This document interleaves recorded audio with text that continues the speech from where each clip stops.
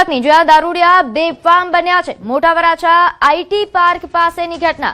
દારૂના નશામાં ધૂત કાર ચાલકે હોબાળો મચાવ્યો। પબ્લિકે કાર રોકીને કાર ચાલકને મેથી પાક ચખાડ્યો। લોકો મોટી સંખ્યામાં એકત્ર થતા અફરાતફરી મચી ગઈ। પોલીસે ઘટના સ્થળે પહોંચી વધુ કાર્યવાહી હાથ ધરી છે। તો સુરતનો આ બનાવ છે જ્યાં નશામાં ધૂત કાર ચાલકે અકસ્માત સર્જ્યો। જો કે સ્થાનિક લોકોએ તેને પકડીને મેથી પાક ચખાડ્યો હતો। નોંધનીય છે કે આ બનાવ બનતા ખૂબ મોટી સંખ્યામાં લોકો અહીં એકત્ર થયા હતા અને થોડા સમય માટે અહીં અફરાતફરી મચી હતી। પોલીસે ઘટના સ્થળે પહોંચી વધુ કાર્યવાહી હાથ ધરી। વધુ વિગત સાથે મારી સાથે સંવાદદાતા કીર્તેશ જોડાયા છે। કીર્તેશ, દારૂબંધીની વાતો વચ્ચે નશામાં ધૂત કાર ચાલક આ રીતે બેફામ? ની ઘટના છે જ્યાં આઈટી પાર્ક પાસે એક કાર ચાલક દારૂના નશામાં એટલો છાટકો બન્યો હતો, તેને હંગામો મચાવ્યો હતો, જેને લઈને સ્થાનિક લોકોએ આ દારૂડિયાને પહેલા પકડી પાડ્યો હતો, ત્યારબાદ તેને મેથી પાક આપી પોલીસના હવાલે કર્યો હતો અને દારૂડિયો એટલી હદે દારૂ પી ગયો હતો અને બેફામ ગાડી હકાવી બેફામ પાણી વિલાસ કરતો હતો, જેને લઈને સમગ્ર વિસ્તારમાં થોડા સમય માટે એક ડરનો માહોલ ઉભો થયો હતો। છાટકા બનેલા આ દારૂ પીધેલા ગાડી ચાલકને લોકોએ પકડી મેથી પાક બરાબર આપી પોલીસના હવાલે કર્યો હતો। એટલે કે દારૂબંધી વચ્ચે દારૂ પીધેલો વ્યક્તિ મળ્યો એ સૌથી મોટી વાત છે અને કહી શકાય કે આજથી જયારે શ્રાવણ મહિનો ચાલુ થાય છે ત્યારે શ્રાવણના આગલા દાડે તુલસીલાલા દારૂ પીવા માટે જાણીતા છે, ત્યારે વધુ એક વ્યક્તિ દારૂ પી છાટકો બનેલો હતો, પણ લોકોએ તેની શાન ઠેકાણે લાવી તેને મેથી પાક આપી પોલીસના હવાલે કરતા પોલીસે હવે કાયદેસરની કાર્યવાહી હાથ ધરી છે। જી, આભાર માહિતી આપવા બદલ। તો હાલ રીતે સંવાદદાતાએ જણાવ્યું કે દારૂડિયાઓ કે જે બેફામ બન્યા છે, જો કે હવે પોલીસે કાર્યવાહી હાથ ધરી છે। મોટા વરાછા આઈટી પાર્કની આ ઘટના છે જેમાં જોઈ શકાય છે કે નશામાં ધૂત કાર ચાલક કે જેને લોકોએ મેથી પાક ચખાડ્યો। તો વડોદરા બાજવા કરચિયા રોડ પર એસઓજીની મોટી કાર્યવાહી। મકાનમાંથી હેરોઇનનો મોટો જથ્થો ઝડપી પાડવામાં આવ્યો। અહીં 18.280 ગ્રામ હેરોઇન સાથે આરોપી ઝડપાયો છે। હેરોઇનની કિંમત અંદાજે રૂપિયા 3.64 લાખ રૂપિયા છે। જગદીપસિંહ ઉર્ફે દીપ ઝડપાયો। અમૃતસરના શખ્સ પાસેથી આ જથ્થો લાવ્યો હોવાનો ખુલાસો થયો છે। ગ્રાહકોને છૂટક હેરોઇન વેચતો હતો। રૂપિયા 4.20 લાખનો કુલ મુદ્દામાલ કબજે કરવામાં આવ્યો છે, જેમાં મોબાઈલ ફોન અને રોકડનો પણ સમાવેશ થાય છે। એસઓજીએ એનડીપીએસ એક્ટ હેઠળ ગુનો નોંધ્યો છે। હેરોઇન સપ્લાયરને ઝડપી લેવા માટે તપાસ શરૂ કરવામાં આવી છે। તો ખૂબ જ ચોંકાવનારી ઘટના વડોદરાથી સામે આવી। હવે આગળ વાત કરીએ અમદાવાદમાં। શ્રાવણ માસમાં ભેળસેળિયા વેપારીઓ ચેતી જજો। ફૂડ એન્ડ ડ્રગ્સ વિભાગ દ્વારા ખાસ અભિયાન હાથ ધરાયું છે। સ્પેશિયલ ટીમ બનાવીને તપાસ શરૂ કરવામાં આવશે। ભાવિક ભક્તોના આસ્થા જોડે છેડછાડ નહીં ચલાવી લેવાય। શ્રાવણ માસમાં ફરાળી લોટમાં ભેળસેળ કરતા વેપારીઓ વિરુદ્ધ પણ કાર્યવાહી કરવામાં આવશે। એનાલોગ પનીરના વેપારીઓની સામે તો તવાઈ કરવામાં આવી છે। ભેળસેળયુક્ત ખાદ્ય પદાર્થમાં મીડિયાએ ખૂબ મહત્વની જવાબદારી પણ ભજવી છે। સરકારનો એક જ ધ્યેય છે, એક પણ નાગરિકે ભેળસેળયુક્ત ખોરાક ન મળે તે પ્રકારની કાર્યવાહી કરવાનો। તો હાલ તો ફૂડ એન્ડ ડ્રગ્સ વિભાગ એક્શનમાં આવ્યું છે। તેમના દ્વારા ખાસ અભિયાન શરૂ કરવામાં આવ્યું છે। એનાલોગ પનીર સામે તો કડક કાર્યવાહી થઈ રહી છે, પરંતુ આ ઉપરાંત અન્ય જે ભેળસેળિયા તત્વો છે તેમના વિરુદ્ધ પણ કાર્યવાહી થશે।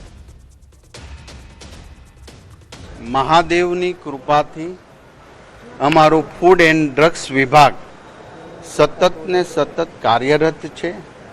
એમને મહાદેવ શક્તિ આપી રહ્યા છે, એટલા માટે ગુજરાતમાં ખૂબ ભેળસેળિયા ઉપર આખી ટીમ એમની કાર્યવાહી કરી રહી છે। આપના દ્વારા યાની કે મીડિયા દ્વારા સૌથી વધુ હું નમન કરીશ તમારી આ પ્રવૃત્તિને કે એનાલોગ પનીર અને ભેળસેળમાં જે જાગૃતતા કરી છે, તમે માહિતી આપી છે, લોકો સુધી આ માહિતી પહોંચાડી છે, એમાં સૌથી મહત્વનો રોલ એ મીડિયાનો છે।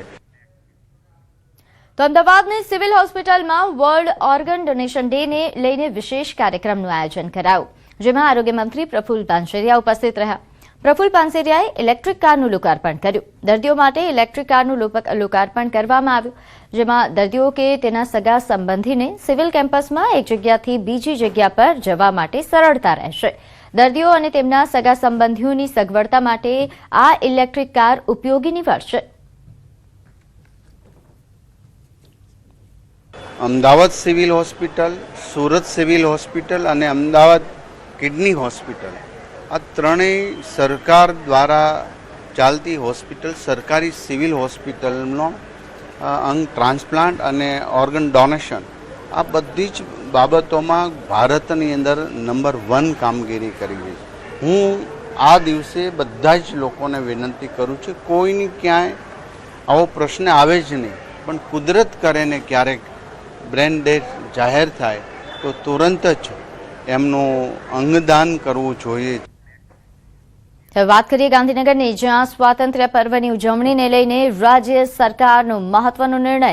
વિકાસ કામો માટે ₹29.75 કરોડની ગ્રાન્ટ ફાળવાઈ. 15 ઓગસ્ટની ઉજવણી સાથે વિકાસ કામોને પણ વેગ આપવાનો નિર્ણય લેવાયો છે. રાજ્ય કક્ષાની ઉજવણી માટે અમરેલી જિલ્લાને ₹10 કરોડની ગ્રાન્ટ, અમરેલીની નગરપાલિકાઓના વિકાસ કામો માટે ₹5 કરોડ ફાળવાયા. અમરેલી જિલ્લા પંચાયતના ગ્રામ્ય વિસ્તારો માટે ₹5 કરોડ ફાળવાયા. બાકીના 33 જિલ્લાઓમાં જિલ્લા કક્ષાની ઉજવણી માટે ₹8.25 કરોડની ગ્રાન્ટ આપવામાં આવી છે.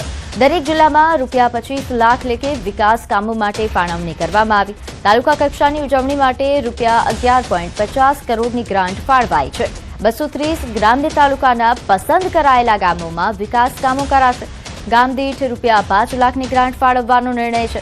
સામાન્ય વહીવટ વિભાગ દ્વારા 12 ઓગસ્ટે હુકમ કરાયો છે. મુખ્યમંત્રી ભૂપેન્દ્ર પટેલના નેતૃત્વમાં વિકાસ ગ્રાન્ટની ફાળવણી કરવામાં આવી. ફાળવેલી ગ્રાન્ટમાંથી સમય મર્યાદામાં વિકાસ કામો હાથ ધરાશે. ગ્રાન્ટના ઉપયોગ અંગે અહેવાલ અને ઉપયોગિતા પ્રમાણપત્ર પણ રજૂ કરવું પડશે. સ્વાતંત્ર્ય પર્વની ઉજવણી સાથે સ્થાનિક વિકાસ કામોને સીધો વેગ મળશે.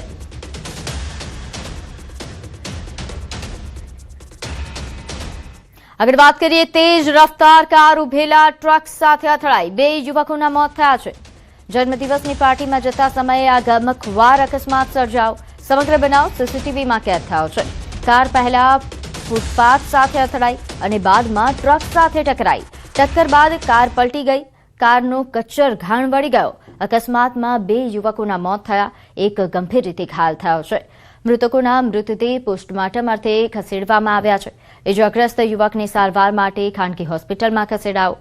અહીં કલમના પોલીસ દ્વારા સમગ્ર મામલે તપાસ હાથ ધરાઈ છે.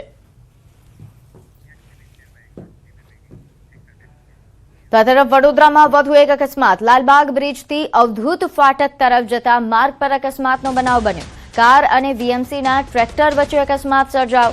બ્રિજ પરથી ઉતરતી વખતે ટ્રેક્ટર ટર્ન મારી રહ્યું હતું. ટર્ન લેતા ટ્રેક્ટર સાથે કાર અથડાતા અકસ્માત સર્જાયો હતો. અકસ્માતના પગલે ઘટના સ્થળે લોકોના ટોળા ઉમટ્યા. અકસ્માતમાં કોઈ મોટી જાનહાનિના સમાચાર હજુ નથી મળ્યા. તો વડોદરામાં વધુ એક અકસ્માત. અહીં વીએમસી વાન અને કાર વચ્ચે અકસ્માત સર્જાયો હતો. વીએમસીનું ટ્રેક્ટર હતું અને કાર કે જેમની વચ્ચે ટક્કર થઈ, જેના કારણે અકસ્માત